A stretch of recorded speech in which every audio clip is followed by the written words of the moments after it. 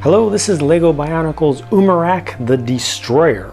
First I'm going to give you a little spin so you can see it from the different angles, but very quickly I'm going to have to get into some comparisons, especially in size, so you can really understand exactly what you're looking at here and what its significance is relative to other things that have been done in the Bionicle line to date since they rebooted it. The mask, you'll notice, is the mask of control that has simply mutated and morphed out a bit. It's taking on some different character, but it's still the mask of control at its core. Still has some horn elements, although they've been placed in a different way. The entire head itself is kind of on an L bracket, which is a little bit awkward to me. More than a little bit awkward, actually. It's attached from the back of the model. All of this structure here goes up and then it goes forward, quite significantly far forward. So it leaves this gap underneath, and it's just awkward to me personally. Has some shadow trap elements used on the shoulders, which I think look great. I think it's a good use of those. With the size of this build, the ultra large chest piece actually looks correct and looks like it kind of fits in with the overall design and proportions. The rib cage is done front and back. On the front they used the neon greenish yellow color.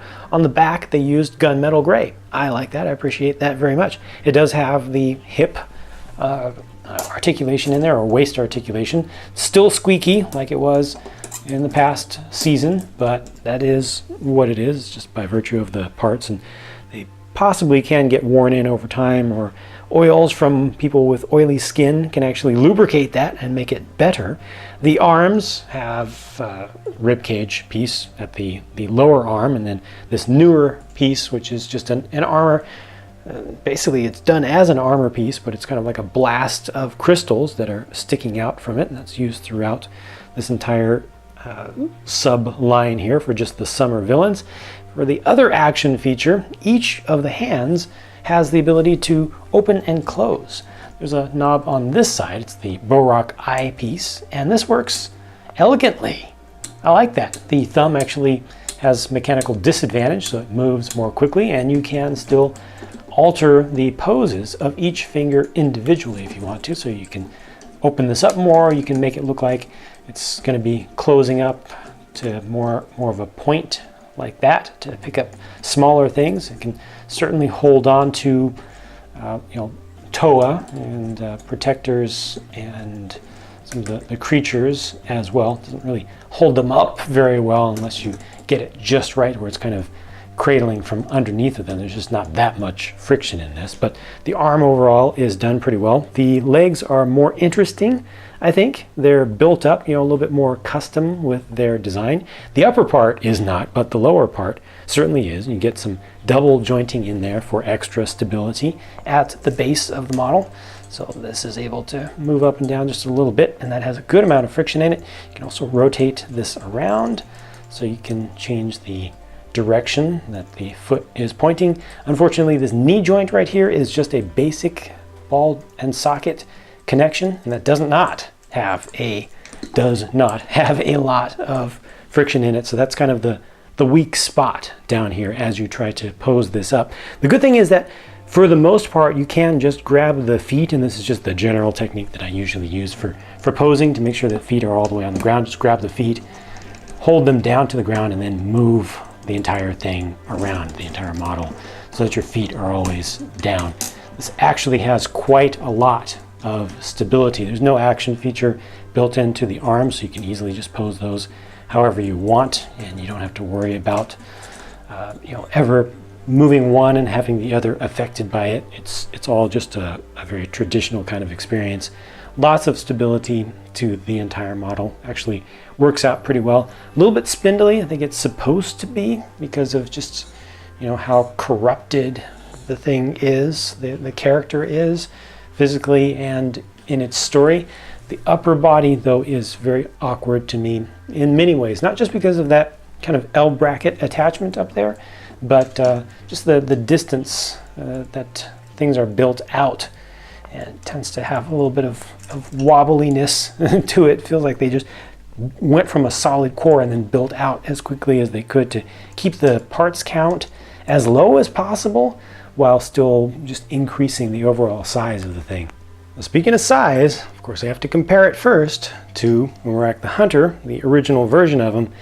This was a decently large action figure for Lego to make, and the new version is significantly larger, more massive, just every dimension. You see the commonality with the legs, so that's a little bit of crossover there from one to the next evolutionary continuation. The mask, you really don't see much of the Hunter mask in here. Maybe some of the shaping with the lower jaw, but maybe some of the, I was going to say that some of the upper kind of head or forehead design, some of the texturing may have come into the teeth down here, but I think it's mostly inspired by just the mask of control itself. You can see that the body, you know, kind of carries over in its overall design. You know, just looks like he has increased in size, but you also get a lot more depth with the new one compared to the old because of how far the head is moved out. You compare this to a Toa, like a medium-sized Toa. It definitely looks like the Toa will be having a bit more of a challenge this season than they did in the first season, which is a very good thing. I want to see a major villain towering over the Toa. This is just kind of a medium-sized Toa here. You know, you do have some that are larger than that, but it looks like there's going to be a lot better fighting and you know, more difficulty to overcome Umarak this time around. If the size here was not significant enough, on the back of the box they show you that there is an official combination model that brings together 4 of the characters, so you get actually all of the villains for this season combined together, and I think you just have to download the instructions for this, all 4, the 3 beasts plus Umarak, to make something even larger.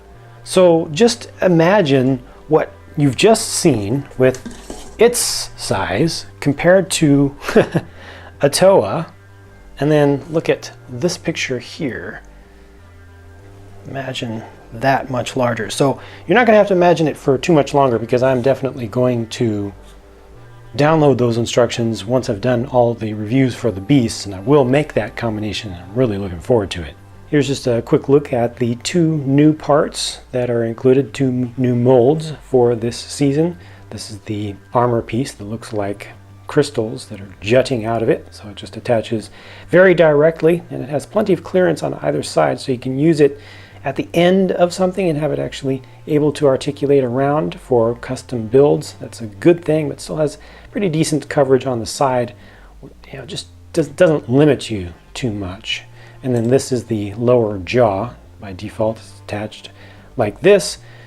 It doesn't really combine in my opinion, with the face very well. So if you look at Umarak with the lower jaw removed, you kind of see what's going on here. You got the skeletal thing coming in, and you can see how the whole mask of control is extended out with the gold extensions here, but then the jaw itself doesn't really feel like it's part of that. To me, you know, the color just doesn't fit in there, and because it's just such a dark color, the jaw itself almost feels like it's part of the body, like it's part of the detailing of the body rather than being a mouthpiece. So that doesn't work out so well to me, just overall. It's interesting that the head here is a transparent piece, and then the brainstalk piece, if you will, is a transparent piece as well. I think that's something that they've not done before, and you can kind of make it look like he's going ow, ow, ow, ow, ow, ow, but he doesn't really close his mouth, does he? So the size of Umarak here definitely does impress me. I like the builds of the hands with the kind of action feature that's built in there that just works nicely, doesn't stick out too much, doesn't really get in your face about the fact that it's an action feature. You can take it or leave it. The articulation on this overall I think is very good. The build is cool, not great. Don't like the gap and what they've done with the attachment of the head. Also just the attachments of the shoulders. Like I said, the whole thing just feels a little bit flimsy up there. I don't feel like it's going to actually fall apart. Just it seems like it's a little bit on the thin side, and some parts are kind of bending in ways that I would prefer to be more more stable and to feel more substantial. Let me know what you think about this set. Share your thoughts in the comments down below. Of course, I'll be reviewing the remainder of the series, and I'll be showing you that official combination model. So stay tuned for that. Thank you so much for watching, and I'll talk to you again very soon.